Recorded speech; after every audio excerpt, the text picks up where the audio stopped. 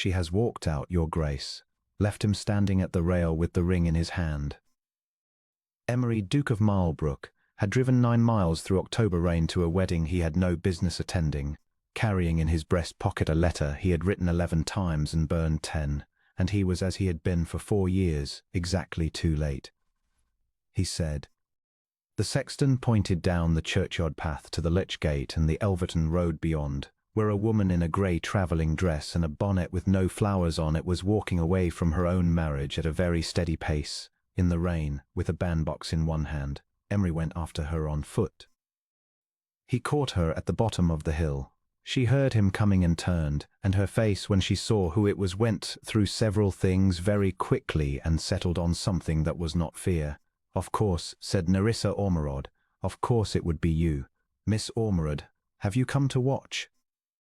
You are a little late. The interesting part was in the church. She kept walking. Mr. Craven took my hand at the rail and leaned in and told me, very kindly, that once we were wed I was never to speak my father's name again in his house. Not to him, not to his mother, not to anyone. He said it was a small price for being made respectable. Her chin was up, so I gave him back his ring and I asked the curate to open the vestry door. Emery walked beside her and said nothing, because there was nothing on earth he was entitled to say. You need not follow me, your grace. I am not going to do anything foolish. I am going to the Barleycorn to take the 2 o'clock mail to my aunt at Sowerby Bridge, and I have £4 and a bandbox, and I have managed on less. Miss Ormerod, there is something I must tell you. There is nothing you can tell me that I have not had 4 years to learn.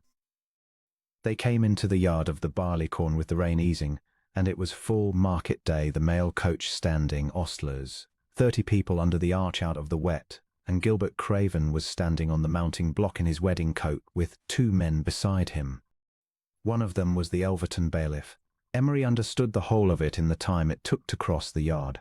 There she is, said Craven, loud enough for the market. He was a heavy, prosperous, sweating man of 50, and he had been humiliated in front of a church full of people, and he had come prepared. Miss Ormerod, you'll want to think again. I have thought. Then think on this. He held up a folded paper and shook it. Your father's debts. £312 owing to the Marlborough estate these 4 years, and I bought the paper in July and it's mine to call. I'd have torn it up on the church step as a wedding gift. That's the sort of man I am. His voice thickened. You've made a fool of me before the whole parish. So it's the ring or it's the debtor's side of the county gaol, same as your father, and you may have 5 minutes to choose. The yard had gone very quiet. Somebody's horse shifted and blew. Nerissa Ormerod stood in the wet gravel with her bandbox and did not move, and Emery saw her look once at the mail coach and once at the arch and understand that there was nowhere in England for her to go. Well, said Craven. Then it is the gale, she said. And Emery, Duke of Marlborough, heard himself begin to speak before he had decided to. Put the paper down, Mr. Craven. The whole yard turned. He had not raised his voice, but there is a quality certain names have in a market town, and his had it. Your Grace. Craven pulled off his hat, torn between deference and triumph. This is a private matter, sir, but I'm glad you're here, for it's your own estate's money. It is not. Emery came into the middle of the yard. He was aware of the rain on the back of his neck, and of the woman standing 8 feet away with her bandbox, and of 4 years pressing on his chest like a hand. That debt is a fiction, he said. There was no shortfall. There never was. Your Grace, the accounts. I know what the accounts say. I drew the information myself, in the year 11, and I laid it before the magistrates. And I did it in 3 days because I was 30 years old and newly come to the title, and I was determined that no one should ever say the new Duke of Marlborough was as slack as the old one. His voice was perfectly level, and it cost him everything he had. Thomas Ormerod was my father's land agent for 22 years. He was accused of taking £840 of the Marlborough rents. He did not take it. My father took it. Somebody under the arch said out loud, God above. My father took it in the spring of the year 9 to cover a gaming debt in town, said Emery, and he took more in the year 10, and Ormerod covered it in the books, quarter after quarter, out of loyalty, and out of the perfectly correct understanding that a land agent does not accuse a duke and expect to be believed.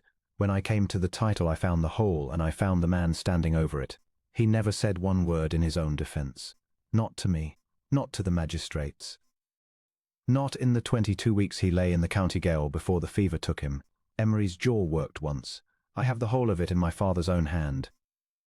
I found it 4 months after Ormerod died, and I have carried it for 4 years, and I have not said it aloud in public until this moment, because a man does not like to stand up in a market town and say that he killed an honest servant to make his own name.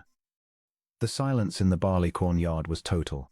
So, Emery said, turning to Craven, you hold no paper. There is no debt, there never was, and if you present that instrument anywhere in this county, I will meet you in Chancery and ruin you, and I shall not enjoy it any more than I am enjoying this. Give it to me. Craven gave it to him. Emery tore it across twice and let the pieces fall in the wet. And understand, he added, that the lady you have just threatened before 30 people is the daughter of the most honourable man ever to serve my family, and that every soul in this yard now knows it. Go home, sir. When it took him a moment to find the arch, Emery turned round. Nerissa Ormerod had not moved. The rain had stopped. She was looking at him with an expression he had no name for, and her hands, he saw, were shaking so hard that the bandbox knocked against her knee. 4 years, she said. Yes, you knew in March of the year 12. My mother died in the January of 13. She died believing it. Her voice climbed and she brought it back down by main force. I was turned out of every house in this county. I have been a lace runner and a shop girl and a school drudge, and I was 2 hours from marrying a man who wanted me silent. And you knew, yes. Why did you not say it? Because I am a coward, said the Duke of Marlborough, and I have been one since I was 30 years old, and there is no better answer than that, and I have stopped looking for one. She took the 2 o'clock mail. He offered her the carriage and money and the letter out of his breast pocket, and she refused all 3 in the same flat voice, standing in the yard with the water running off the inn sign. I do not want your carriage, your grace, and I will not take a farthing from you as long as I live, and if you put that letter in my hand I shall drop it in the mud, so spare us both. Then, at the coach step she turned. You did a right thing today. 4 years late, in front of witnesses, when it could no longer cost you anything but pride, I am obliged to you for my liberty, and I hope I never see you again.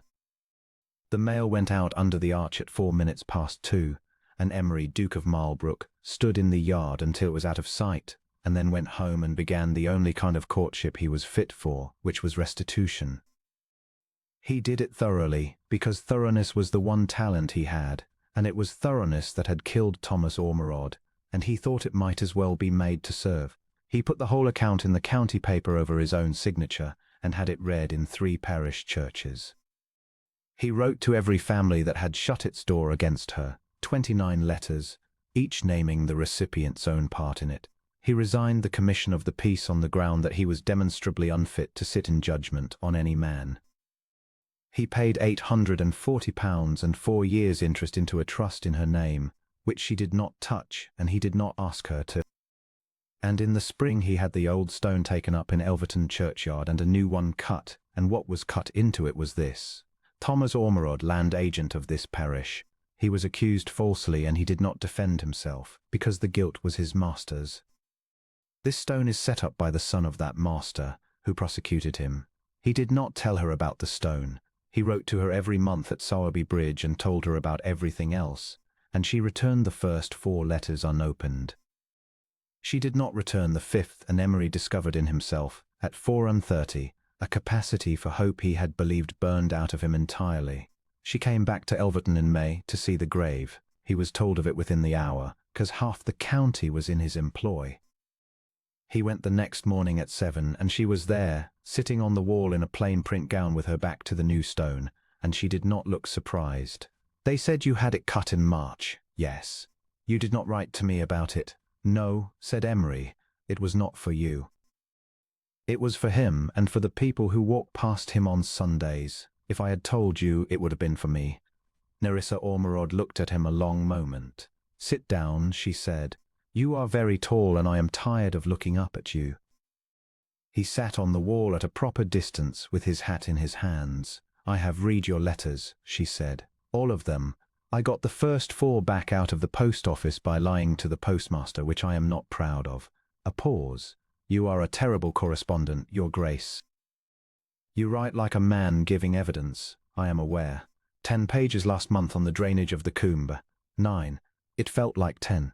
She was not smiling, but something in the set of her shoulders had eased half an inch. Then it went again. I am not going to forgive you. I want that understood before you say whatever you have come to say. My mother died of it. There is no arrangement in this world that gives me back that year, and I will not stand in a church and say that it is all mended, because it is not, and I have had enough of being told to be silent about my father for one lifetime. I have never once asked you to forgive me, said Emery. I would think less of you if you did. Then what do you want? He turned his hat over in his hands.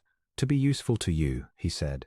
That is all I have wanted since the March of the year 12, and I have made a hash of it every way a man can.